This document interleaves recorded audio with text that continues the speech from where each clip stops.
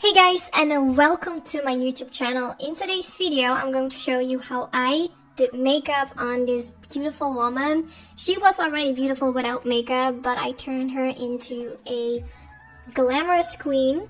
We're actually gonna do quite a dramatic cut crease, as you can see, but we're gonna start with the skin first. I'm gonna use the Bobbi Brown Vitamin Enriched Face Base, which is actually the cream that I always use on myself.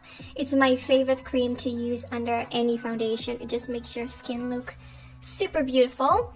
Then I'm going in with this concealer from Tarte Cosmetics. I have all the products I'm using in this video also described in the description bar, so in case you're curious what shades I'm using, everything is listed down in the description bar. So I'm actually gonna use this on top of her brows just to make sure that any blemishes around that area will be covered.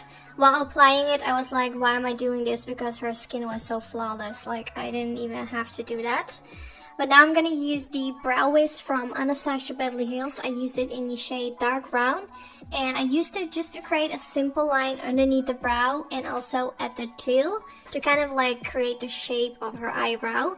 And then I filled it in with this brow powder from Benefit Cosmetics. It's the Foolproof Brow Powder in the shade number 5, and I used a simple brow brush to just kind of like fill in the brows. I felt like she didn't need a lot of product, but just a little bit more darkness, I think. Her brows are actually really fine and not super dark, so I wanted just her brows to be a little bit more there, if that makes sense. Then I used this brow pen from Anastasia Beverly Hills, which is a new product, and I created like really fine little hair strokes just to make her brows appear a bit more fuller. I actually found it really hard because I was using a really low chair, so I had to bend over all the time, which made the application a little bit harder. I really have to use a different chair next time because that will make everything just a lot more easier for myself. So I used a little bit of concealer underneath the brow just to kind of like make her brows appear more sharper. And also a little bit above the eyebrow. And I know some of you are probably gonna think, why did you not zoom in to show us the eyeshadow application a bit better? I just kind of liked it to show it this way. I just hope you guys don't mind. So now to prime her eyelids, I'm using a Shape Tape Concealer from Tarte Cosmetics, the same one as I used to highlight her brow bone. Normally I use the MAC Cosmetics Paint Pot, but obviously that one is way too light for her. So I decided to just use concealer because that actually works really well as well. So now I use the black eyeshadow from the Jaclyn Hill and Morphe palette. And this is kind of what I'm going to use to create the shadow base for this eye look. And I used a tiny blending brush, and you can see that I'm creating sort of like a V shape at the outer end, and I just kind of blend it until I found that everything looks well blended out. Now I'm gonna use the color 5 AM from the Nikki Tutorials and Beauty Bay eyeshadow palette, and I blended this around the edges to make sure that there were no harsh lines. This shade was actually really similar to her own natural skin color, so this way the edges of the black eyeshadow just seamlessly blended into her skin, which looked really good. Now I'm going in with this paint pot from MAC, which is in the color Laying Low. I'm going to use a flat blending brush. The one that I'm using is from Sigma Beauty. It's the E25. And I'm kind of going to blend and press this on top of the eyelid. First, I wanted to kind of like a soft cut crease, but I changed my mind and switched to a concealer brush, and I decided to do more of a sharper cut crease. So that's why I switched brushes, because the E25 is too much of a fluffy brush and you won't be able to create like a really sharp cut crease with it.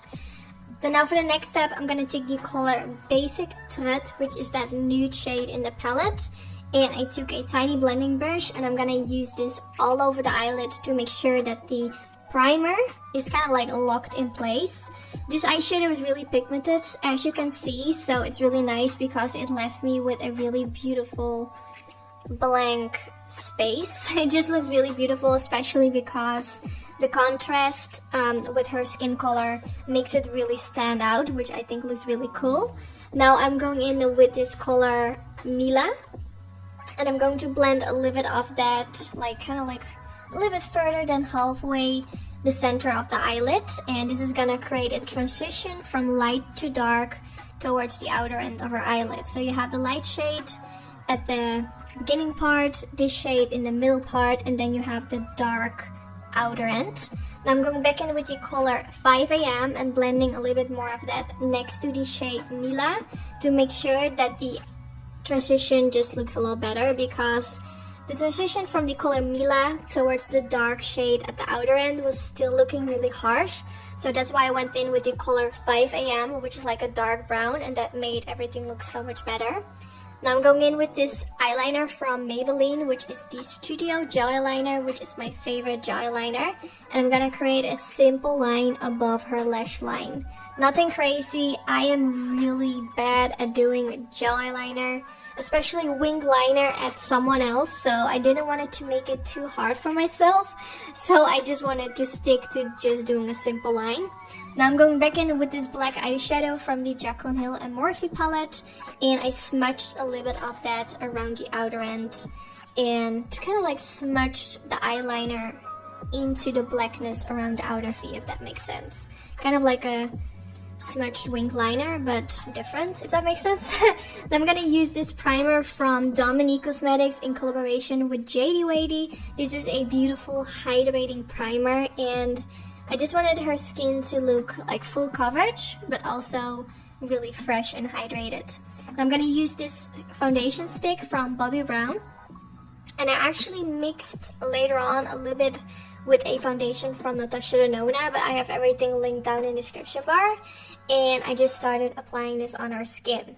I actually wasn't sure if I had the right colors at home, so I asked her if she could take her own foundation with her just to make sure, but that one was too light as well because she barely wears foundation and her skin got a lot darker because of the sun since it's summer.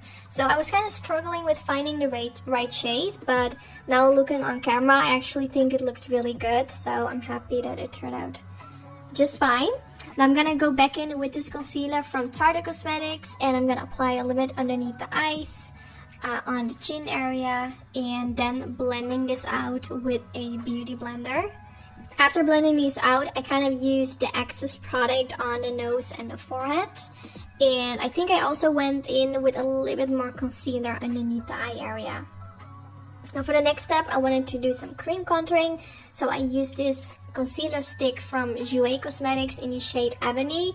We actually used a different product first, but it didn't really show up on our skin, and I think this one actually looks really good. It just gives that natural shadow effect, and it also blended out really nicely in combination with the foundations we used. So of course I did everything on both sides, and I'm definitely gonna use this more often because I just really loved how it blended on our skin. So I'm gonna try this concealer stick for myself as well. I did some contouring on our nose, even though I'm not really how do you say it in English? I don't have a lot of experience doing nose contouring because I never do it on myself, but I just tried and I think it turned out great. So, but I didn't really know what to do. I just tried to make her nose a little bit smaller. So now I went in with this Maybelline powder, and this was the biggest mistake because this powder was way too light. And that's actually not a huge problem because some powders are really lightweight and you can blend them out real easily. But this one really soaked up into the skin, which made it really hard to blend out. So that was a big mistake. You can still see I applied a little bit too much of that against the nose. So I used a different powder